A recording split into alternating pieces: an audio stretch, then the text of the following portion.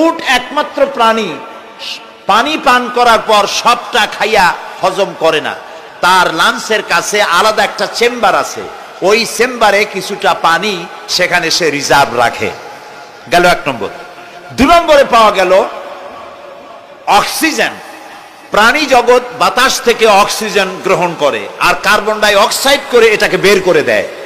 উট একমাত্র প্রাণী অক্সিজেন যতটা গ্রহণ করে ততটা ছেড়ে দেয় না, প্রত্যেকে কিছুটা জমা করে রাখার জন্য তার বুকের মধ্যে একটা জায়গা আল্লাহ একটা চেম্বার তৈরি করেছেন, ওখানে অক্সিজেন জমা থাকে, একদিকে পানি আর একদিকে অক্সিজেন শ্বাস প্রশ্বাসের জন্য। কারণ কি? কারণ হলো মরুভূমিতে বালুর ঝড় হয়, যাকে আরবিতে বলা হয় সাইমুম, বালুর ঝড়।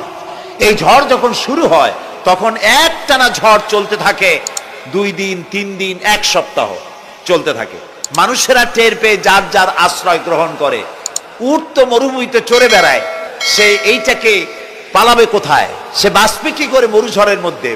বালির ঝড়, বৃষ্টির মতো বালি পড়ে গাড়ি ডুবে যায়, পাহাড় ডুবে যায়, এই অবস্থা হয়ে যায়। উট বাঁচবে কি করে?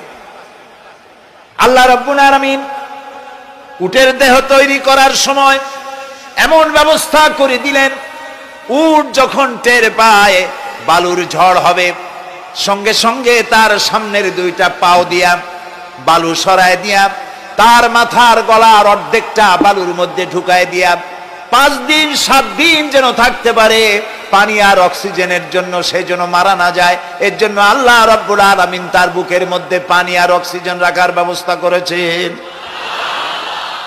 আফালা ইয়ানজুরুনা ইলাল ইবিলি কাইফা খুলিকাত, কেমনে উট বানাইছি দেখো নাই? সুবহানাল্লাহ বলে। আল্লাহ রাব্বুল আলামিন তার এই বিশাল সৃষ্টি, আকাশ জমিন গাছপালা তরু লতা কীট পতঙ্গ সাগর নগর সব তৈরি করে তারপরে আল্লাহ তাআলা বলছেন, এবার তাকাও আমার আকাশের দিকে, তাকাও আমার জমিনের দিকে।